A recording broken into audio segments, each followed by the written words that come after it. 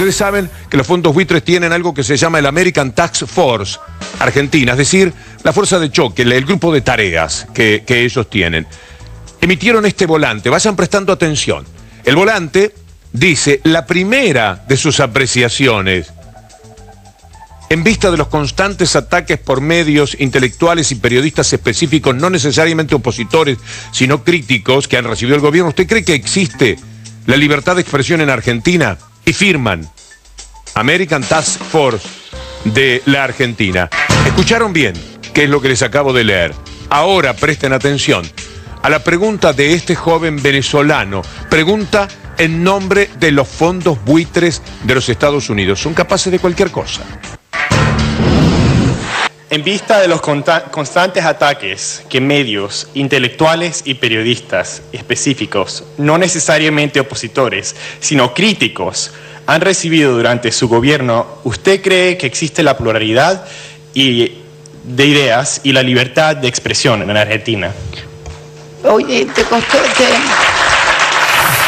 En medio de la incalificable actitud de diarios y otro tipo de medios de comunicación en la Argentina, será muy valioso en 30 segundos, después de Julieta y nuestros amigos en el Twitter, presentarles un testimonio que, a la luz de todo lo que se dice en la Argentina a favor de los fondos buitres que hay que pagar, y todos los que están accionando desde las consultoras, economistas, hombres de la política, y ni hablar los medios de comunicación para que pague, verán ustedes de qué manera alguien inesperado por completo sale en defensa. Le va a dar mucha vergüenza a alguna gente. Pero antes, los tweets, por favor, Julieta. Gracias, Víctor Hugo. En @BDL Víctor Hugo, vamos con el primero. Pertenece a Pablo Ferreira. Dice, el fallo Griesa transgrede nuestra soberanía a tal punto que repercute sobre YPF buscando afectar su salida al mercado externo.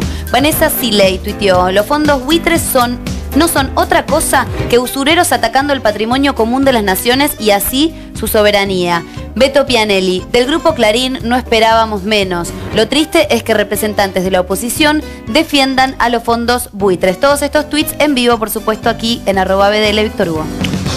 El señor con el que hablamos hace algunas horas vía Skype, recurrimos a esa manera para poder conversar directamente con él. Se llama Martin Mayer.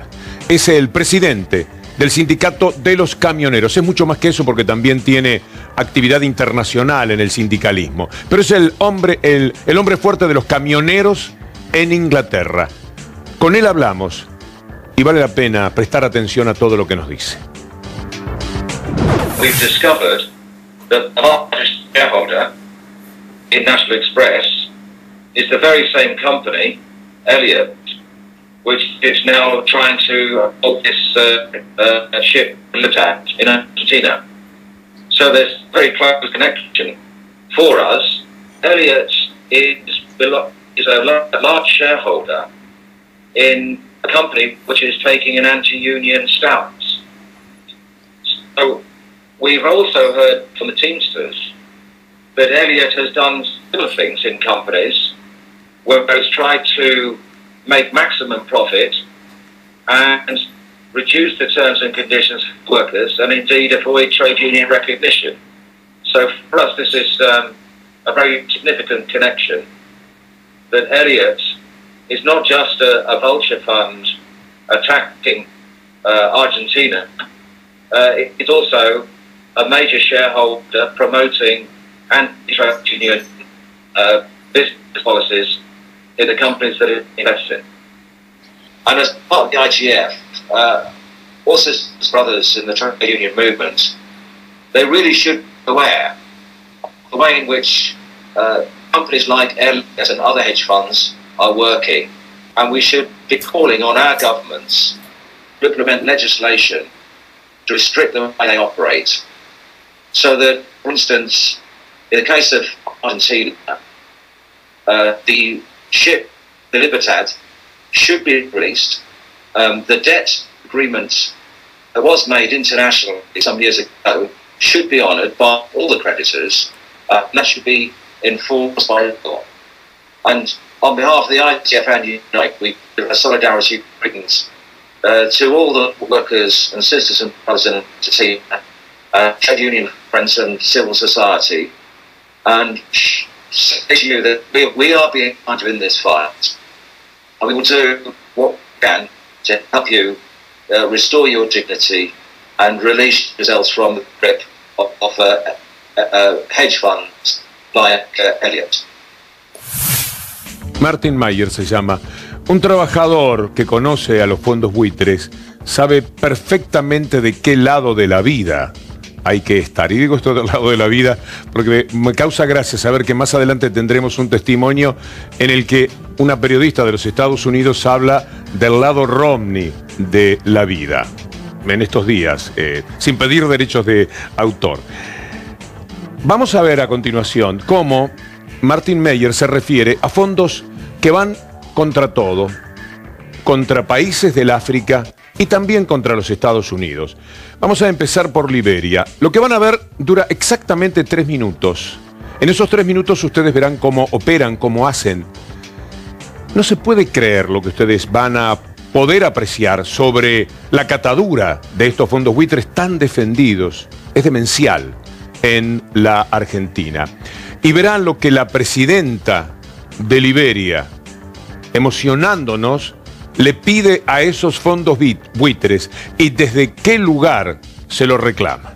Vayamos a conocer a los fondos buitres, cómo ellos consiguen las deudas que después quieren cobrar y dónde la quieren cobrar y de qué manera.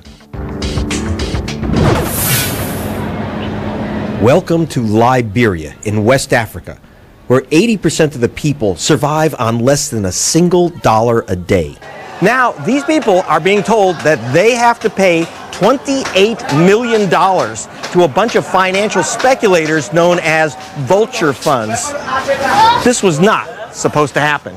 So how did these American speculators get their hands on Liberia's debts? We've come to the offices of Greylock Capital, big players in the industry. Greylock CEO Hans Humes tells us how he ended up with some of Liberia's debts. I ended up buying a lot of the loans that we had in Liberia. When I called one of the banks that was going through a merger 13, 14 years ago, I said, hey, by the way, you're a lender to this African country. And the guy said, no, I'm not. A couple of days later, he said, you know what, you're right. We found this box in this warehouse that had files for all these loans. Do you want to buy all of them? The reason Hans and other speculators were able to buy up Liberia's debt dirt cheap was war. In the 80s and 90s, Liberian warlords were chopping the country into bloody pieces, killing 1 in 10 Liberians. Humes and others were willing to wait until peace could be restored, but for some vultures, Liberia's misery was an opportunity. 4,500 miles away from the mayhem, they file a lawsuit in this courthouse in New York City. Now, Liberia didn't really have a government. It was run by a bunch of warlords under UN sanctions. Not surprisingly, Liberia doesn't show up in the courthouse and they lose automatically. Who is behind this lawsuit? The key figure is Eric Herman, the owner of vulture fund FH International. And in 2007, all of Liberia's creditors, including Eric Herman, agreed to accept just 3 cents on the dollar for all that nation's debts. Then it emerged that Eric Herman had quietly transferred his part of the debt to a secretive fund called HAMSA. Under the 3-cent deal, Herman would have received $1 million. But now, HAMSA sued in London for more. And that's how Liberia ended up getting hit with this $28 million judgment. Today, with the end of war, things are looking up for Liberia. There's a surge in literacy. Hopes are rising. But it's all threatened by lawsuits by vultures.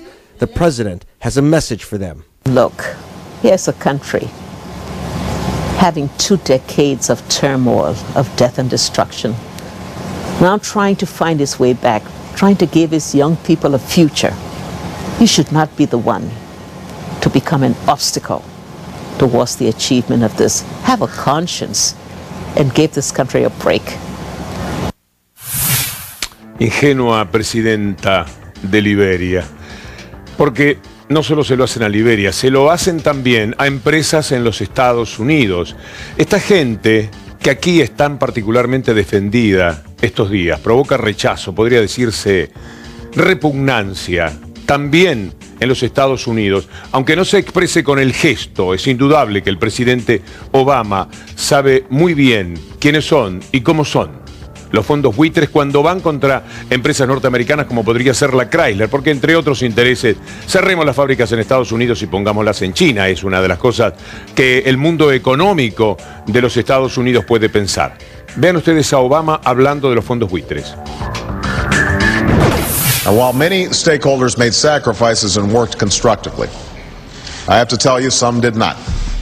In particular, a group of investment firms and hedge funds decided to hold out for the prospect of an unjustified taxpayer-funded bailout.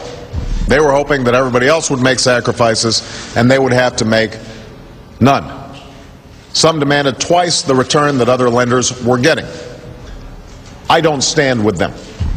I stand with Chrysler's employees and their families and communities. I stand with Chrysler's management, its dealers, and its suppliers. I stand with the millions of Americans who own and want to buy Chrysler cars.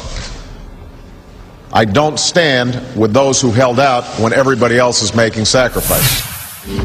Obama, en estos días, en los mismos días en los que veíamos a Griesa como si fuese un actor de Hollywood, en realidad, que está de moda, todo el día. El jueves debe haber salido decenas, posiblemente cientos de veces en algunos canales, títulos en los diarios: hay que honrar las deudas, un país decente le paga a estos indecentes lo que ya está acordado que le paga al mundo.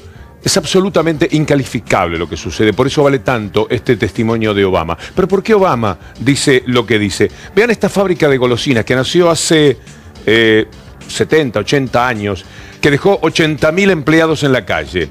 ¿Quién era el dueño de la compañía? Un fondo buitre. ¿Y qué hacen extraordinariamente los medios de comunicación? Salen en defensa de los fondos buitres. Algunos de los medios de comunicación, véanlo. Cream filling inside, sponge cake on the outside, the Twinkie, an American passion. On the verge now of extinction. It's the end of the line for Twinkies. No! Snack maker Hostess announcing moments ago it's going out of business. CEO of Hostess is threatening to sell off everything the company has if union workers don't end their frequent strike. We're hoping to be heard because what they're going to probably do is liquidate, and then we will probably no further have a job. The corruption of American capitalism by Reaganomic deregulation.